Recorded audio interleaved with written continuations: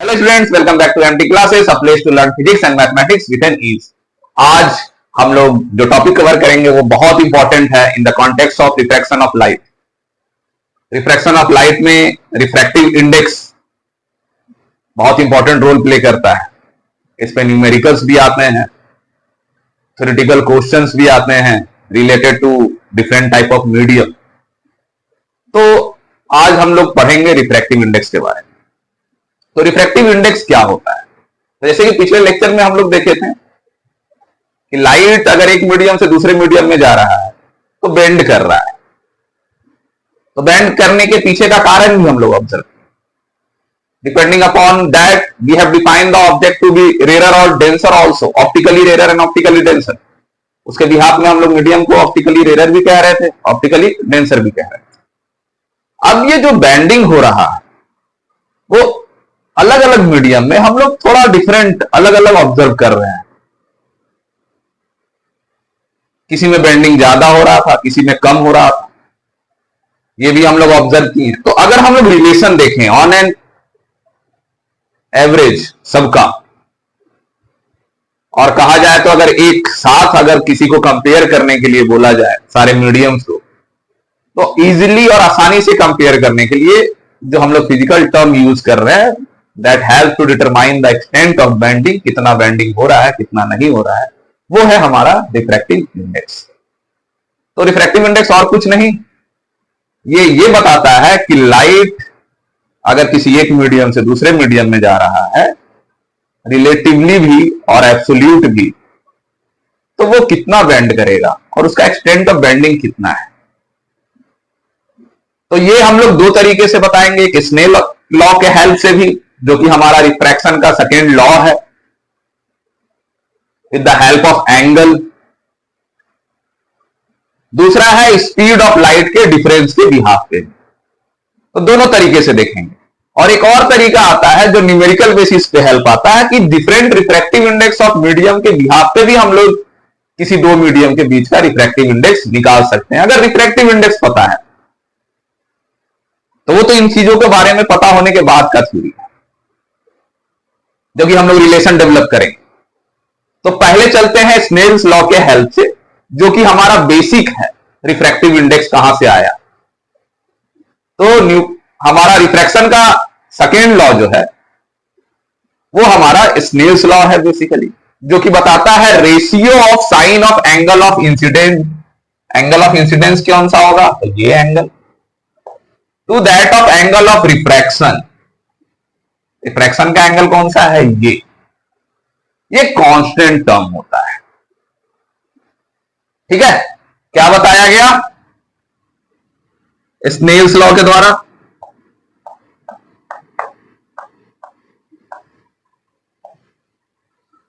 क्या है? Ratio of sine of angle of incidence. अगर हम लोग डायरेक्ट लिखें sine of angle of incidence to that of sine of angle of refraction, ये कांस्टेंट टर्म लेके आता है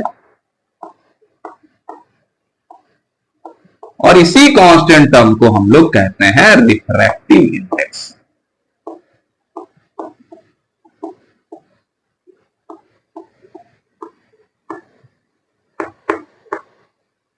अगर डिनोट किया जाए इसको,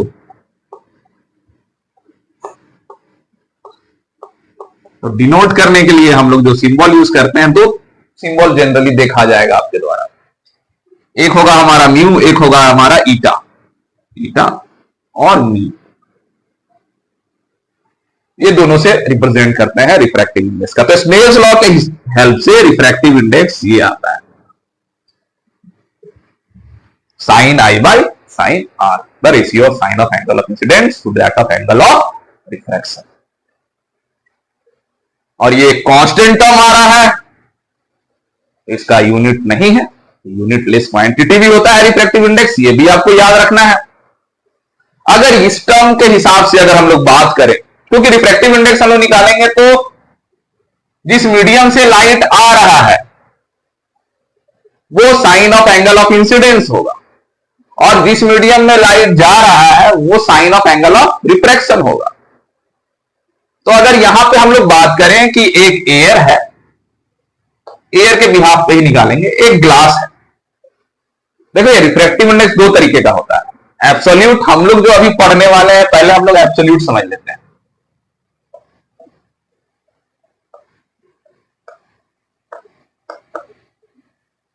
रिफ्रैक्टिव इंडेक्स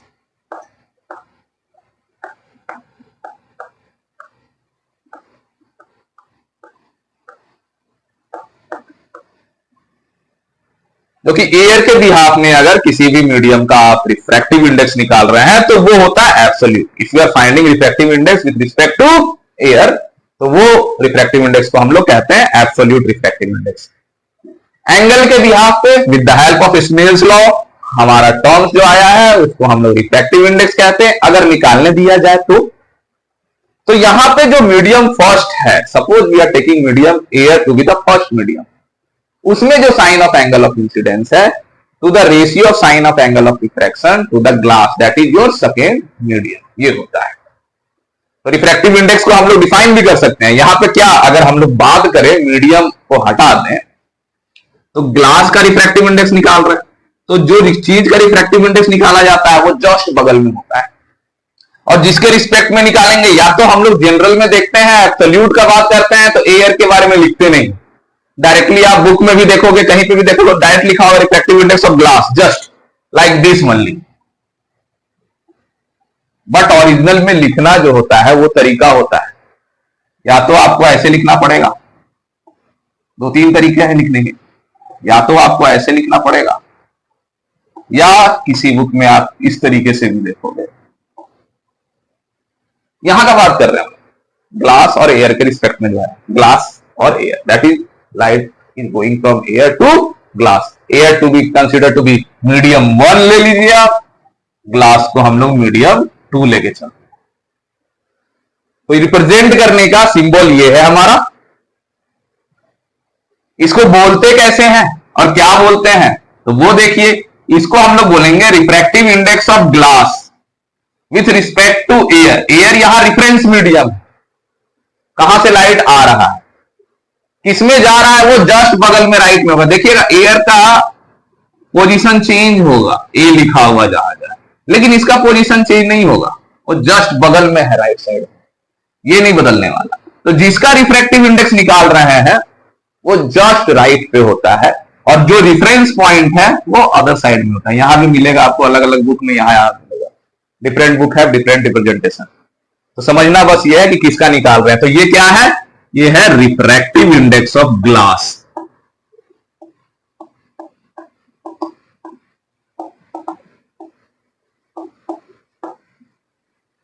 इसका रिफ्रैक्टिव इंडेक्स निकाले हम लोग ग्लास का, किसके रिस्पेक्ट में, with respect to air.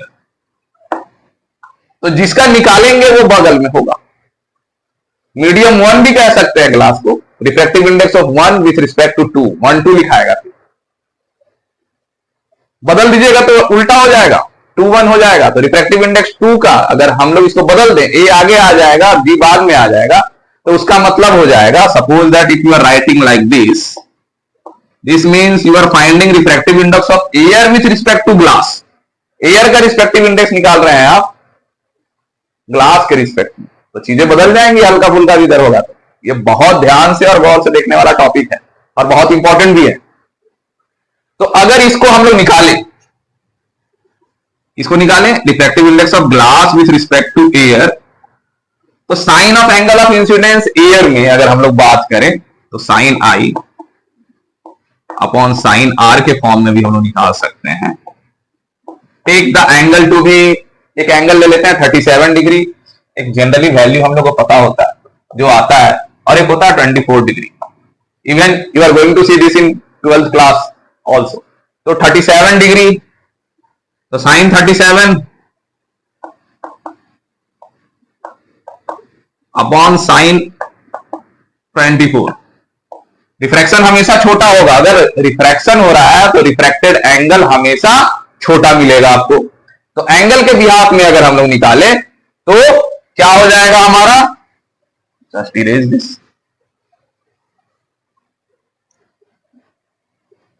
Refractive index of glass with respect to air, sine 37 का 0.60 0.40, we are going to find the answer to be 1.5, which is unitless quantity. तो refractive index glass का क्या है, air के respect में, जिसको हम लोग एब्सोल्यूट भी कहते हैं, लिखा हुआ मिलेगा just refractive index of glass.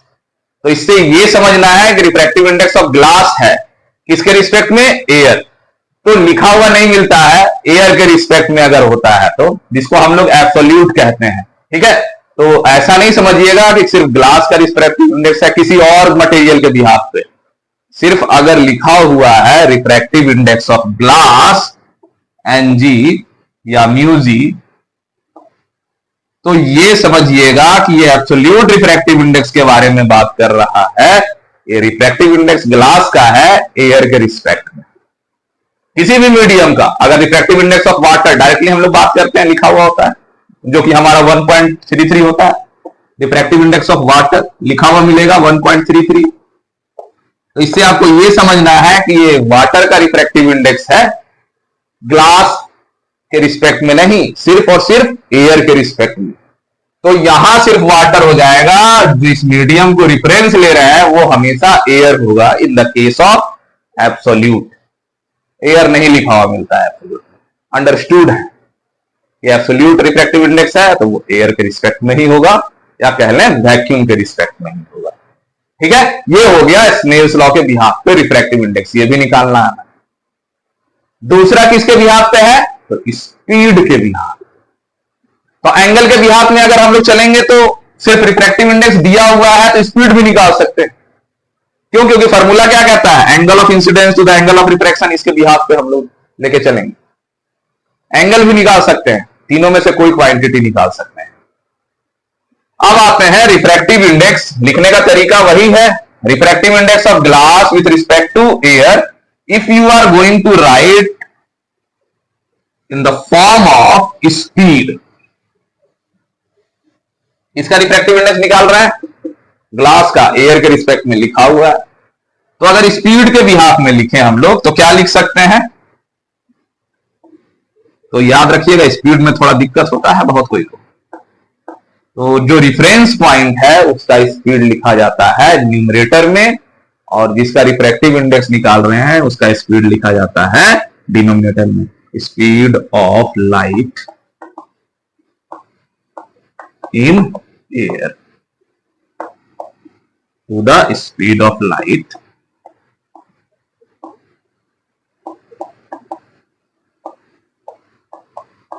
In glass का निकाल रहे हैं तो ग्लास, कोई भी मीडियम, यहां पे ग्लास का निकाल रहे हैं तो नीचे ग्लास होगा, वाटर का निकाल रहे हैं तो नीचे वाटर होगा, केरोसिन का निकाल रहे हैं केरोसिन, डायमंड का डायमंड। जिसका निकाल रहे हैं स्पीड के रिस्पेक्ट में अगर आप रिफ्रैक्टिव इंडेक्स पता कर रहे हैं तो वो डिनोमिनेटर में दिखाएगा। और निकाल के देखते हैं speed of light in air क्या होता है, 3 × 10⁸ मीटर पर सेकेंड, और ग्लास में 2 × 10⁸ मीटर पर सेकेंड। तो क्या आ जाएगा, अगर स्पीड ऑफ लाइट और speed of light in glass पता है और एयर पता है तो 3 × 10⁸ मीटर पर सेकेंड। देखते हैं यूनिट कैंसिल हो जाता है, वो भी सीख लीजिए। 2 × 10⁸ मीटर पर सेकेंड, दोनों यूनिट सेम है तो यूनिट भी हम लोग हटा सकते हैं, ये भी हट जाएगा, बचेगा क्या 3/2। तो 3/2 को हम लोग क्या लिख सकते हैं 1.5।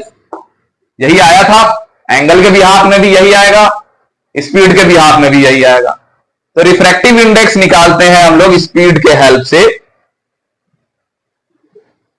तो हम लोग जो फार्मूला का इस्तेमाल करते हैं वो ये होता है। अगर जनरल इस फार्मूले को लेके चले तो इसको हम लोग लिखते हैं NGA, that is speed of light in air, और वैक्यूम जिसको C से डिनोट करते हैं, और speed of light in glass जिसको हम लोग किसी भी मीडियम का वेलोसिटी से डिनोट करते हैं V से। वेलोसिटी ऑफ ग्लास है तो ग्लास का निकालें तो ग्लास, वाटर का निकालते तो वाटर, डायमंड का निकालते तो डायमंड। ओके, तो स्पीड के बिहाफ में भी रिफ्रैक्टिव इंडेक्स इस तरीके से निकाला जाता है, बहुत आसान है, एक एंगल के बिहाफ पे, एक स्पीड के बिहाफ पे। तो अगर कॉम्युलेटिव वे में चले तो sin I by sin R को भी हम लोग C by VB के बराबर इक्वेट कर सकते हैं। ये भी है, रिलेशन डेवलप करने आना चाहिए। तो ये तो हो गया एब्सोल्यूट रिफ्रैक्टिव इंडेक्स। अगर आपको पता है रिफ्रैक्टिव इंडेक्स, सपोज दैट हमको रिफ्रैक्टिव इंडेक्स वाटर का पता है, हम अभी बताया। अब speed of light in water पता करना है, तो क्या करेंगे? तो फॉर्मूला में यहीं पे यूज कर लेना है। सपोज वाटर का पता है आपको, तो speed of light in water निकालना है, तो यहां वाटर का refractive index with respect to air आपको सी पता है, स्पीड ऑफ वाटर निकालना है, ये हम बता दिए 1.33, तो आप निकाल सकते हो आसानी से।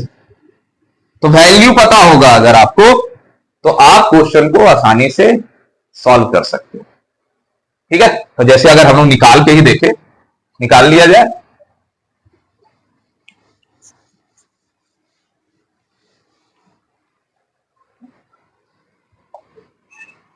N W equal to C by V W. V W निकालना है, वी डब्ल्यू क्या हो जाएगा? इंटरचेंज कर दीजिए। सी तो पता है हर किसी को, 3 into 10⁸ metre per second. Refractive index पता है आपको, क्या 1.33 होता है, किसका? वाटर का। तो अगर हम लोग सॉल्व करने जाए 1.33, तो हम लोग का जो वैल्यू आएगा वो आएगा इन जनरल 2.25 इंटू 10⁸ तो रहेगा metre per second. Metre per second में आ रहा है, तो velocity of light in water is 2.25 into 10⁸ metre per second. अगर आपको वैल्यू दिया हुआ, रिफ्रैक्टिव इंडेक्स पता है, तो आप स्पीड निकाल सकते हो। भूल गए होगे तो भूल जाते हैं बहुत, और यूज कर सकते हैं। क्यों? अब इसका कब कब जरूरत पड़ता है? तो इसका जरूरत तब पड़ता है जब आपको रिफ्रैक्टिव इंडेक्स एब्सोल्यूट नहीं, रिलेटिव निकालना होगा। तो रिलेटिव रिफ्रैक्टिव इंडेक्स किसको कहते हैं? तो अगर आप अदर देन एयर को अगर रिफरेंस मीडियम दीजिएगा, तो जैसे कहने का मतलब रिफ्रैक्टिव इंडेक्स आपको निकालना है ग्लास का, लेकिन रिफ्रेक्ट पॉइंट जो है वो वाटर है, वाटर के रिस्पेक्ट में। तो इस तरह का रिफ्रैक्टिव इंडेक्स को हम लोग कहते हैं रिलेटिव रिफ्रैक्टिव इंडेक्स। एक चीज गौर कीजिएगा आप कि एब्सोल्यूट रिफ्रैक्टिव इंडेक्स का वैल्यू कभी भी 1 से कम नहीं होगा, 1 या 1 से ज्यादा होगा, जनरली 1 से ज्यादा होगा, क्योंकि speed of light in air सबसे ज्यादा होता है अदर मीडियम के कंपैरिजन में। तो आपका वैल्यू हमेशा 1 से ज्यादा मिलेगा। तो रिफ्रैक्टिव इंडेक्स जनरली वो हमारा एब्सोल्यूट होता है, लेकिन रिलेटिव में कम भी हो सकता है, ज्यादा भी हो सकता है, क्योंकि हम लोग यहां अदर देन एयर के बारे में बात कर रहे हैं। तो यहां पे जो हम लोग रिफ्रैक्टिव इंडेक्स देखेंगे वो देखेंगे रिलेटिव रिफ्रैक्टिव इंडेक्स।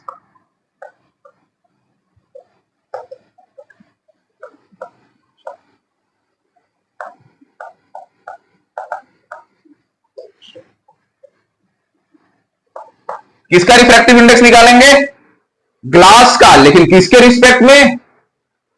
वाटर के रिस्पेक्ट में। ज्यादा कुछ नहीं बदल रहे हैं, जहां जहां ए लिखा हुआ है ना, वहां वहां डब्ल्यू लिख देना है।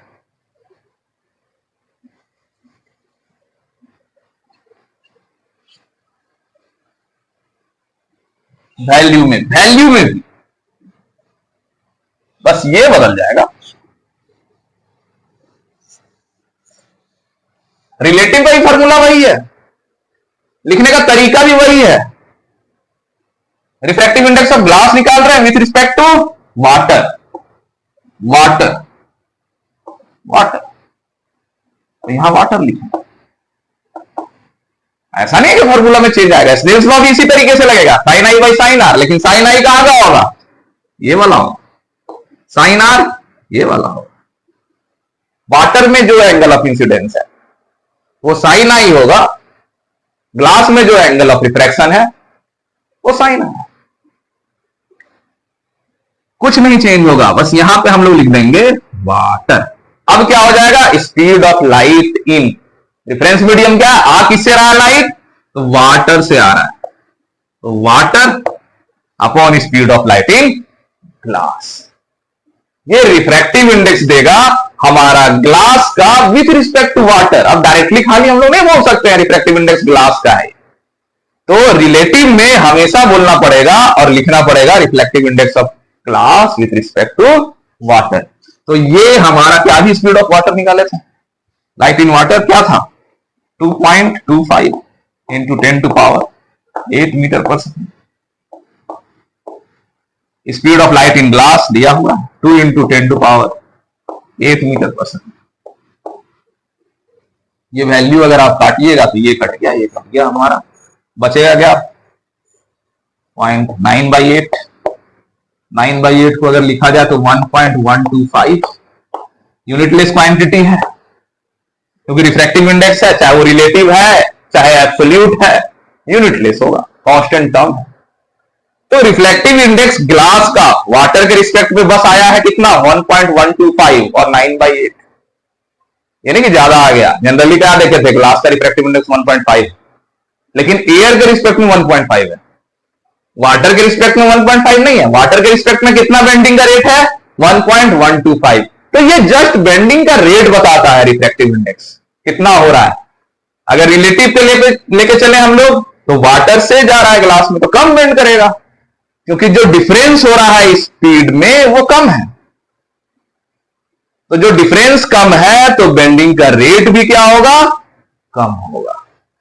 तो ये हमारा रिफ्रैक्टिव इंडेक्स कहलाता है। दो तरीके का है, एक रिलेटिव और एक एब्सोल्यूट। एब्सोल्यूट में जनरल हम लोग पढ़ते हैं, अगर एयर के रिस्पेक्ट में रिफ्रैक्टिव इंडेक्स निकाल रहे हैं तो वो कहलाता है एब्सोल्यूट रिफ्रैक्टिव इंडेक्स। अगर हम लोग दो other medium other than air निकालते हैं तो वो कहलाता है रिलेटिव। इसका उल्टा भी निकाल सकते हैं। सपोज लाइट अब ग्लास से वाटर में जाता, इसी एरो को बदल देते हैं, लाइट ग्लास से वाटर में जाता, आई बदल जाता, आर बदल जाता, ये आई कहलाता, ये आर कहलाता। उल्टा भी हो सकता है। तो इसका भी हम लोग रिफ्रैक्टिव इंडेक्स निकालते हैं। अब इसका रिफ्रैक्टिव इंडेक्स कहलाता है refractive index of water with respect to glass, that is also relative refractive index. इसका रिफ्रैक्टिव इंडेक्स निकालते हैं वाटर का, किसके रिस्पेक्ट में, ग्लास के रिस्पेक्ट में। तो इसका क्या फॉर्मूला लिखा था स्पीड के बिहाफ में, तो यहां लिखा था, अगर हम लोग बीजी शॉर्ट फॉर्म में लिखे तो वेलोसिटी किसका, जिससे आ रहा है, तो आ किससे रहा है, ग्लास से, जा किस में रहा है, वाटर में, तो ये लिखा था। तो हम उल्टा हो गया। अब आपको चीजों को भी उल्टा लिखना है। Velocity of light in glass upon velocity of light in water 2 into 10 to power 8 metre per second 2.25 into 10 to power 8 metre per second कटेगा तो अब ये उल्टा हो जाएगा 8/9। अब यहां पे ध्यान से देखिएगा तो टर्म जो आएगा वो 1 से छोटा आएगा। तो रिफ्रैक्टिव इंडेक्स 1 से छोटा भी होता है। ये कब होता है तो ये भी जानिए। अभी तक जितना भी लाइट ले रहे थे हम जान के ये बनाए, वो था रेयर मीडियम से डेंसर मीडियम में आ रहा था। तो रेयर मीडियम में स्पीड ज्यादा होता है, डेंसर मीडियम में स्पीड कम होता है। तो लाइट अगर रेयर मीडियम से डेंसर में जा रहा था तो हमेशा आपका रिफ्रैक्टिव इंडेक्स 1 से ज्यादा होगा। तो जनरली एब्सोल्यूट में तो हमेशा 1 से ज्यादा होगा, क्योंकि स्पीड ऑफ लाइट एयर का सबसे ज्यादा होता है। किसी से भी कंपेयर कर ले, वैक्यूम का स्पीड सबसे ज्यादा है, एयर जिसको हम लोग कह रहे हैं। लेकिन अगर लाइट रिलेटिव रिफ्रैक्टिव इंडेक्स निकाल रहे हैं तो पहला वाला केस में तो हम लोग रेयर से डेंसर में भेजे थे, तब भी आया था 1 से ज्यादा। लेकिन हम बदल दिए, अब लाइट जा रहा है डेंसर मीडियम से रेयर में, जिसमें bend away from the normal है। Light bend away from the normal कर रहा है, खाली हम एरो बदल दिए, लेकिन सब कुछ सही है, खाली एरो बदल देने से भी क्या होगा, लाइट जाएगा away from the normal bend करेगा। If it is going from denser medium to rare medium, reflection पूरा फॉलो कर रहा है। तो अगर डेंसर से रेयर में जा रहा है और अगर हम लोग रिफ्रैक्टिव इंडेक्स निकाल रहे हैं तो आप ऑब्जर्व कीजिएगा रिफ्रैक्टिव इंडेक्स जो आएगा वो 1 से कम आएगा। तो ऑप्शन देख के पहचानने का भी एक तरीका है। अगर रिफ्रैक्टिव इंडेक्स हम लोग देख रहे हैं कि दिया हुआ है डेंसर मीडियम से रेयर मीडियम के बीच में और 1 से कम एक ही ऑप्शन है, तो पहचान लीजिए If refractive index is less than 1, that means light is going from denser medium to rarer medium. अगर डेंसिटी हमारा जिस मीडियम से लाइट जा रहा है उसका ज्यादा है और जिसमें जा रहा है उसका कम है, तो 1 से कम आएगा रिफ्रैक्टिव इंडेक्स। तो ये भी पहचानने का तरीका है। तो जैसे जैसे आप पढ़िएगा, क्वेश्चन को समझिएगा, आंसर देखिएगा, ऑब्जर्व कीजिएगा, तो चीजें क्लियर होते जाएंगी। इसके बाद वाले लेक्चर में हम और बताएंगे रिफ्रैक्टिव इंडेक्स के बिहाफ पे भी हमारा रिलेशन बनता है, क्योंकि क्वेश्चन आता है रिफ्रैक्टिव इंडेक्स दिया और रिफ्रैक्टिव इंडेक्स के कंपैरिजन में रिफ्रैक्टिव इंडेक्स निकालेंगे। तो नेक्स्ट लेक्चर में हम लोग सिर्फ न्यूमेरिकल फार्मूलाज को समझेंगे।